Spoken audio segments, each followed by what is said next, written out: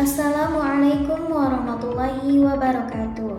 Selamat pagi Bapak, Ibu Guru, dan teman-teman semua. Salam sejahtera untuk kita semua. Perkenalkan, saya Neneng Airodia Hamzah dengan NIM 24210097 yang merupakan mahasiswi IKIP Siliwangi, Program Studi Pendidikan Bahasa dan Sastra Indonesia, Fakultas Pendidikan Bahasa. Pada kesempatan kali ini, saya akan mempresentasikan hasil analisis mengenai penerapan hipnosis pada pembelajaran menulis cerpen. Berdasarkan buku Dahsyatnya Otak Bawah Sadar sebagai efektivitas hipnosis dalam menulis cerpen, analisis ini saya lakukan sebagai salah satu tugas pada mata kuliah genre teks. Kemudian di sini ada latar belakang. Sebelum membahas isi buku, saya akan menjelaskan terlebih dahulu latar belakang mengapa topik ini menarik untuk dikaji. Dalam mata kuliah genre teks, kita tidak hanya mempelajari bentuk dan struktur teks, tetapi juga bagaimana sebuah teks menyampaikan gagasan kepada pembacanya. Salah satu kemampuan yang perlu dimiliki mahasiswa adalah kemampuan menulis, khususnya menulis cerpen. Namun, pada kenyataannya masih banyak mahasiswa yang mengalami kesulitan ketika diminta menulis cerpen. Kesulitan tersebut biasanya berupa sulit menemukan ide, kurang percaya diri, bingung menentukan konflik cerita, bahkan mengalami writer block, sehingga proses menulis menjadi terhambat. Melalui buku ini, penulis menawarkan sebuah pendekatan yang cukup berbeda, yaitu menggunakan hipnosis sebagai salah satu cara untuk membantu meningkatkan kreativitas dalam menulis. Hal inilah yang menjadikan alasan saya memilih buku untuk dianalisis karena menggabungkan psikologi dengan pembelajaran sastra. Kemudian di sini ada identitas buku. Buku yang saya analisis berjudul Dahsyatnya Otak Bawah Sadar, yaitu efektivitas hipnosis dalam menulis cerpen. Buku ini ditulis oleh Dr. Mimin Sahmini bersama Prof. Dadang Sunendar, Prof. Sumiadi, dan Prof. Dr. Cahyani. Buku ini diterbitkan oleh Nawa Utama pada tahun 2024 dengan jumlah sekitar 180 halaman. Menurut saya, buku ini cukup menarik karena menghadirkan sudut pandang baru mengenai proses pembelajaran menulis. Penulis tidak hanya membahas teori menulis, tetapi juga menjelaskan bagaimana kondisi psikologi seseorang dapat memengaruhi kreativitas dalam menghasilkan sebuah karya sastra. Kemudian di sini ada ringkasan isi buku. Yang pertama yaitu ada ringkasan bab 2. Saya akan membahas isi bab 2 yang berjudul Dahsyatnya Hipnosis.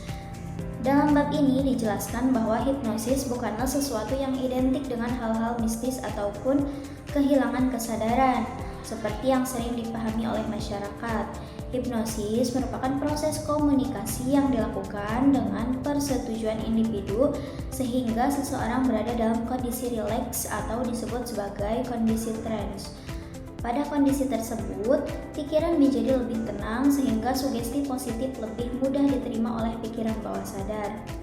Menurut penulis, hipnosis memiliki beberapa tujuan, diantaranya meningkatkan motivasi belajar, mengubah pola pikir negatif menjadi pola pikir yang lebih positif, membangun rasa percaya diri, serta membantu mengoptimalkan potensi pikiran bawah sadar. Jadi, fokus utama hipnosis dalam konteks pendidikan bukanlah mengendalikan seseorang, melainkan membantu peserta didik agar lebih siap secara mental dalam mengikuti proses pembelajaran. Kemudian di sini ada tahapan hipnosis. Pada bab ini juga dijelaskan mengenai tahapan-tahapan hipnosis. Tahapan tersebut dimulai dari induksi, yaitu proses membawa seseorang menuju kondisi rileks. Setelah itu dilanjutkan dengan deepening, yaitu memperdalam tingkat relaksasi hingga mencapai kondisi deep trance. Ketika kondisi tersebut tercapai, barulah diberikan sugesti-sugesti positif yang berkaitan dengan tujuan pembelajaran. Sugesti tersebut kemudian diperkuat melalui tahap post-hypnotic suggestion, yaitu sugesti yang diharapkan tetap berpengaruh setelah proses hipnosis selesai. Tahapan terakhir adalah termination, yaitu mengembalikan individu ke ke dalam kondisi sadar secara normal. Dari tahapan tersebut dapat difahami bahwa sugesti positif diberikan ketika seseorang berada dalam kondisi yang lebih tenang, sehingga lebih mudah diterima oleh pikiran bawah sadar.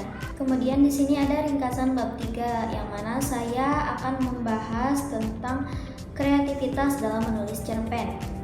Penulis menjelaskan bahwa salah satu kendala untuk mahasiswa dalam menulis cerpen adalah kurangnya kreativitas dan kepercayaan diri. Banyak mahasiswa merasa tidak memiliki ide, sulit mengembangkan konflik, ataupun takut hasil tulisannya tidak menarik.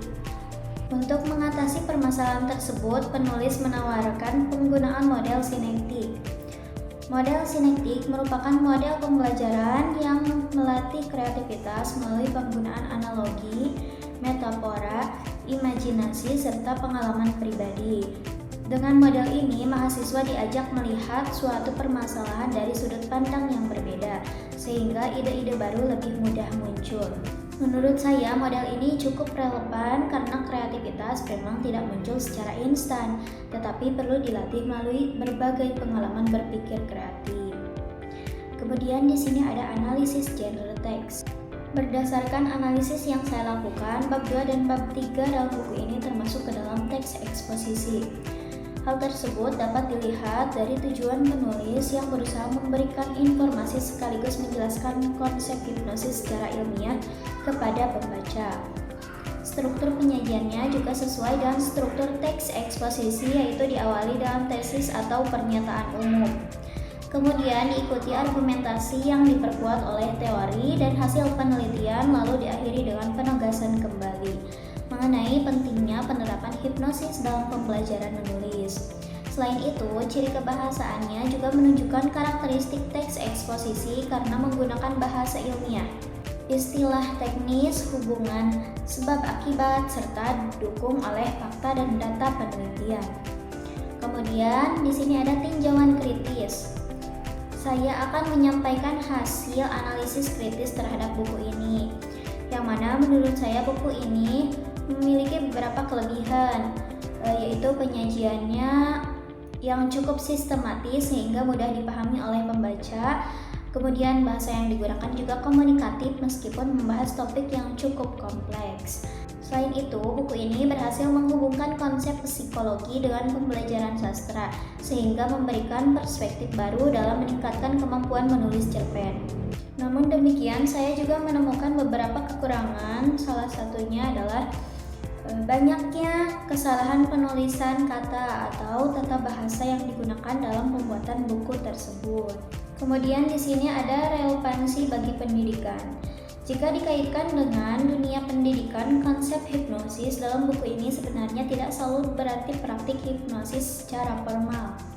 Guru dapat menerapkan prinsip-prinsipnya melalui pemberian afirmasi positif kepada peserta didik, menciptakan suasana belajar yang nyaman, memberikan motivasi sebelum pembelajaran dimulai, serta membantu peserta didik agar lebih percaya diri dalam menyampaikan ide-idenya. Dengan suasana belajar yang positif, diharapkan kreativitas peserta didik juga akan meningkat, khususnya dalam kegiatan menulis cerpen maupun bentuk karya tulis lainnya. Kemudian di sini dapat saya simpulkan bahwa bab 2 dan bab 3 dalam buku ini merupakan teks eksposisi karena bertujuan memberikan penjelasan secara ilmiah mengenai konsep hipnosis dalam pembelajaran. Hipnosis dipandang sebagai salah satu alternatif pendekatan yang dapat membantu meningkatkan motivasi, rasa percaya diri, dan kreativitas mahasiswa dalam menulis cerpen. Selain itu, model sinektik yang dijelaskan dalam buku juga menjadi strategi yang efektif untuk melatih kemampuan berpikir kreatif melalui analogi, metafora, dan pengalaman pribadi. Secara keseluruhan, buku ini berhasil mengintegrasikan bidang psikologi, sastra, dan pendidikan menjadi sebuah konsep pembelajaran yang inovatif, walaupun masih memiliki beberapa keterbatasan. Buku ini tetap memberikan kontribusi yang menarik bagi pengembangan pembelajaran menulis kreatif. Demikian presentasi yang dapat saya sampaikan. Saya berharap pemaparan ini dapat menambah wawasan kita mengenai alternatif pendekatan dalam menulis, khususnya melalui pemanfaatan aspek psikologis peserta didik. Terima kasih atas perhatian Bapak atau Ibu dosen dan teman-teman semuanya. Apabila terdapat kritik, saran maupun pertanyaan, saya dengan senang hati akan menerimanya. Wassalamualaikum warahmatullahi wabarakatuh.